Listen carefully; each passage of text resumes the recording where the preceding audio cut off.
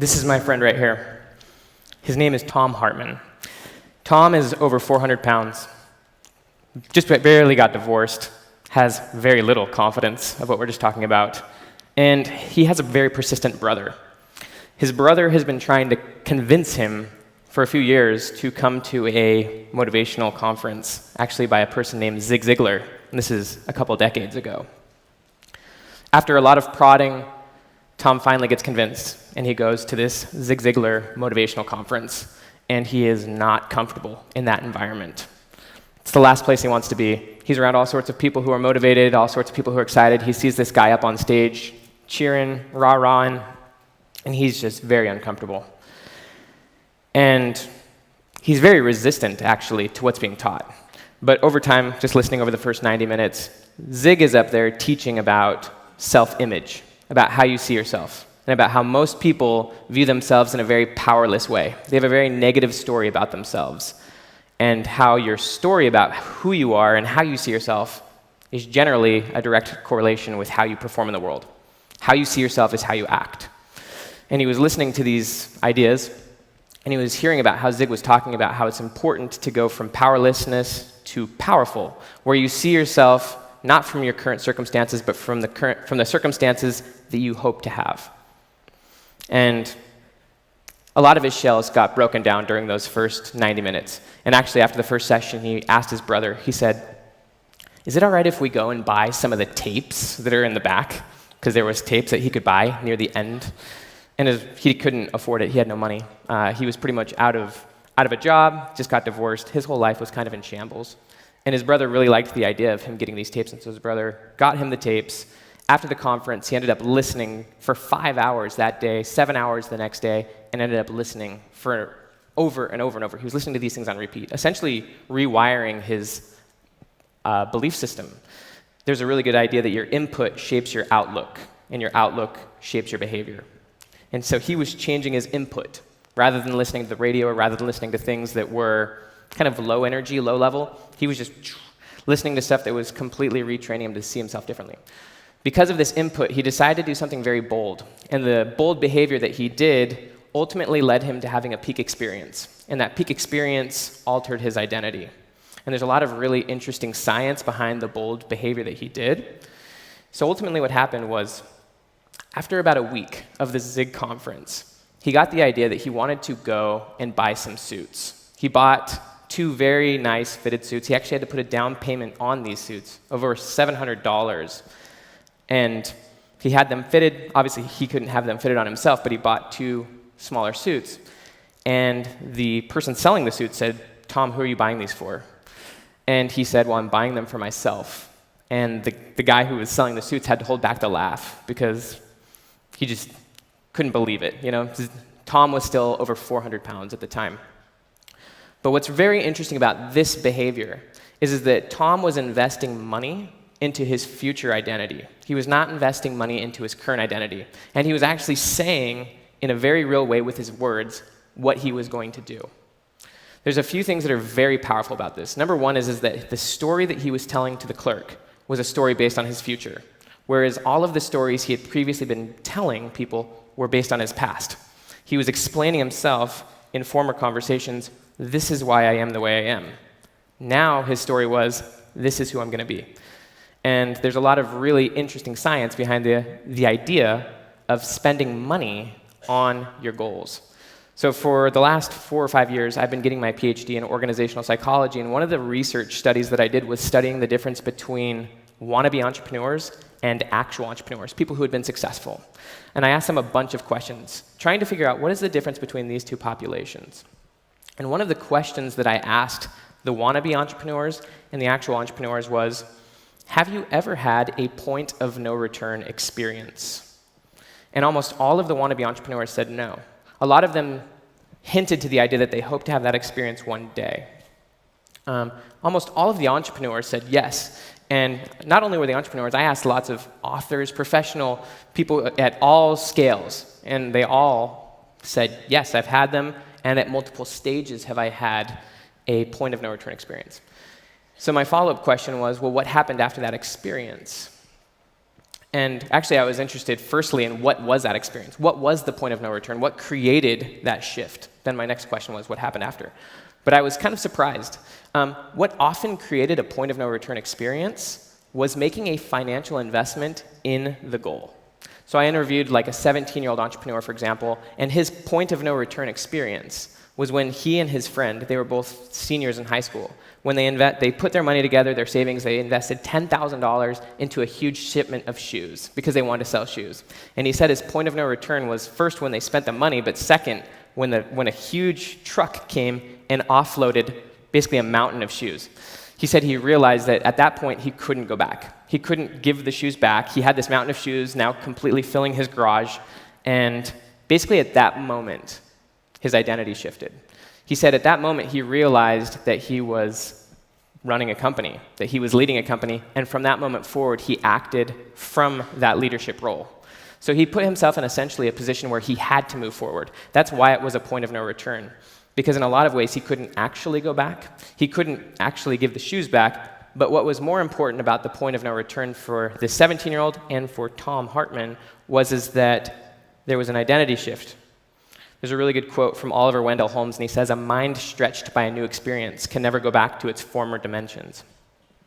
So this episode of Tom led to actually a more profound peak experience that gave him the realization that his identity had shifted, that he was no longer the person he had formerly been, but now he was this person who he envisioned himself to be. So Tom was hanging out in a grocery store. He was actually in an aisle looking for food. And a 4-year-old girl walked by with her mom, and the 4-year-old girl said, "Mom, look, there's a fat man." And Tom swung around, and he looked because he wasn't sure who the girl was talking about, and he realized that there was no one else on the aisle. And it very quickly kicked in. This girl is talking about me. And he just started laughing. Like, this was the first moment where it just hit him. And he was just laughing. And then eventually, a tear came to his eye. And he realized at that moment that he no longer identified as a person who was overweight. And at that moment, he realized that he was going to succeed. Fast forward 18 months, Tom Hartman has lost 175 pounds. He now weighs 225 pounds. He has started and successfully created a company and is becoming very successful. He's become far more spiritual. He's changed in every area of his life. He's a totally different person. How you do anything is how you do everything. And in a lot of ways, Tom Hartman's example is pretty much a very clear case that things like fad diets, a 30-day diet, trying something for a year, is not a way to change your behavior, because changing your behavior has to be first a shift in identity. When you shift your identity first, then the behavior that is up here where your goals are is in alignment with your identity. If you keep your identity down here and you're trying to act up here, then you're actually acting in conflict with how you see yourself, and that doesn't work. So kind of to portray this example, or to take this idea a little bit further, I want to introduce you to a person named Elko. Elko is an entrepreneur from Amsterdam. He's 38 years old, and he as well has struggled with weight his entire life. And he's always had a bad diet, and he's always had a story in his head that was actually planted in there from his mom. His mom told him when he was a teenager that they are the kind of people who always are going to struggle with weight, always struggle with food. And so that was the idea that he had in his mind. He actually also had the idea in his mind that he was going to be able to potentially willpower his way to holding off just self-destructive behavior until about his 40s, 50s, or 60s. But then at that point, it would just go all downhill. And because of his bad eating habits, he actually struggled to sleep. He couldn't sleep very well. And so one night, he was up all night, struggling to sleep, and a thought came to him. And he said, what would happen if I went back to eating nature? What if I just went back to nature and just ate clean? And then a second thought popped into his head. And that thought was, what would happen if I did this for the rest of my life? Rather than thinking, what if I did this for like 30 days? Or what if I did this for a year? The question that really seized him was, what would happen if I did this for the rest of my life? And as soon as he had that thought happen, he's sitting there laying in his bed. And all of a sudden, he has like this vision, this picture in his mind of himself in his 90s, totally vibrant, totally healthy. He sees himself with his kids, his grandkids. And at that moment, he just makes the shift. From that moment, he saw what was possible. And so he just committed to it. This was over a year ago. And Elko has not touched any bad food. Like literally, he's one of the healthiest people I know, hasn't touched any bad food since then. He lives under the mantra, 100% commitment is easier than 98% commitment. That's actually a quote from Harvard business professor Clayton Christensen. But that idea is also actually backed by a lot of very interesting science and psychology. So again, the quote is 100% is easier than 98%. And the reason why this is so important is because if you're only 98% committed to something, what that means is that you're not actually truly committed. You're not actually fully there. You haven't actually made the decision. And if you haven't made a decision about something, what that means is that you're not actually sure what you're going to do. If Elko was only 98% committed, and he was in an environment where his favorite dessert was served, then he would have to play a tug-of-war in his mind about what he was going to do. Do I eat it this time? Do I not eat it? And that right there, that mental tug-of-war, is called decision fatigue. Basically, the idea of decision fatigue is it's another word for willpower. But it means you haven't yet made a choice, and you're not actually sure what you're going to do. And because you're not sure what you're going to do, often the situation wins. That's one of the most consistent things that's found in social psychology, is that generally people are the byproduct of their situation. And the reason for that is because people are not decided. Michael Jordan actually had a very powerful quote. Michael Jordan said, "Once I made a decision, I never thought about it again." And kind of the Latin root of the word decision means that once you make a decision, you have to actually cut off alternative options.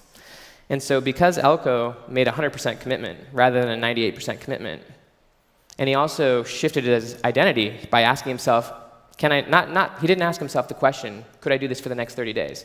Because if you think about it, if you want to do something for 30 days, then you definitely haven't changed how you see yourself. You're basically saying, I think I can do this for about 30 days, but then once that 30 days is over, or that year is over, I'm going to go right back to doing what I was. But maybe then I'll have a little bit more control. That's not what happened to Tom Hartman. That's not what happened to Elko. And as a result, those two people, they made a fundamental, a permanent shift. And because of that permanent shift, their behavior just went in line. I actually told the story of Elko to my friend. His name is Nate Lambert. He was actually one of my professors. And Nate has also struggled with his weight his entire life. And Nate and I were doing a 1-year sugar-free fast because Nate wanted to go sugar-free. Again, he had struggled with his weight his whole life. And I knew that it's a lot easier for me to do something if someone like him is already doing it. He's a very motivated individual. But it's also easier to do something like that in twos. But after hearing Elko's story, I talked to Nate and I said, Nate, why would you do something for a year for someone like you who knows that this is going to be something that's going to potentially plague you for the rest of your life? He's like 38 years old. He's struggled with this his whole life. I said, why would you just do this for a year? What's going to happen a year from now? And I told him about the idea of 100% commitment is easier than 98% commitment, and the difference between decision and decision fatigue. Decision is the opposite of decision fatigue. Once you've actually made the decision, you no longer have to play the mental tug-of-war. For example, if you make a decision about when you're going to wake up the next day, you don't push the snooze button. If you haven't made the decision the night before, then when the alarm goes off, you're not really sure what you're going to do. Willpower often does not work. And so because of that epiphany, that idea, Nate just sat with his wife. He made a list of the pros and cons of going refined sugar-free for the rest of his life. He asked himself the question, what would happen if I did this for the rest of his life? What would happen if I did this for the rest of my life? The list of cons was there, There were certain social gatherings that he would miss. He would miss on some of the things, but the list of pros was fundamental. And the biggest pro was that he would no longer have to think about it again. Psychologists have found that on average, people have about 50,000 thoughts a day. And Nate said that about 40,000 of those thoughts were about food. He couldn't stop thinking about it.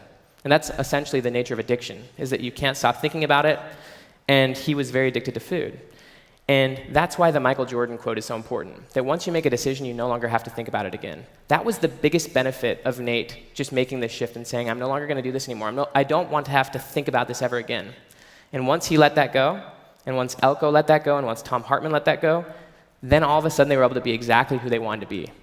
The problem with them trying to control their behavior, willpowering their way to change, maybe setting short goals, is that they never actually were able to let go of that thing that they wanted to get rid of that whole time. Once they're able to just make the shift in who they were and how they saw themselves for the rest of their lives, once they were able to actually make a decision and cut off the alternative option by committing 100%. Then all of a sudden their mind was completely free, and they felt so aligned with who they were that they started doing things that they had been procrastinating for years. Elko started a business that he had wanted to do for 3 years. Within a week of having that vision of seeing himself, he had already started. And since then, he's done all sorts of things that he's always wanted to do. Nate's the same way.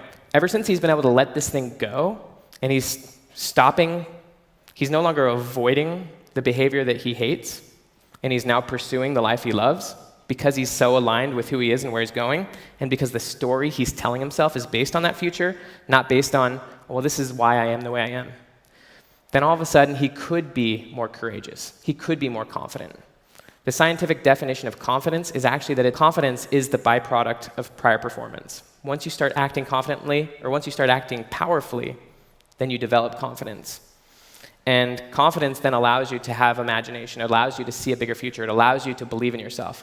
And confidence allows you to be courageous.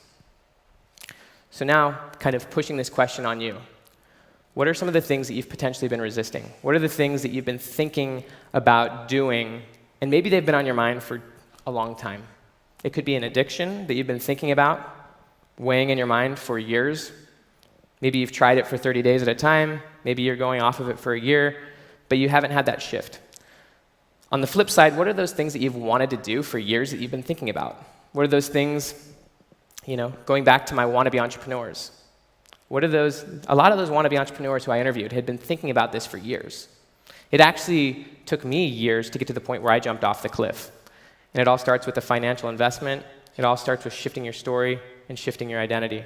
You can't do it through willpower. You have to do it through who you're going to be. Thank you.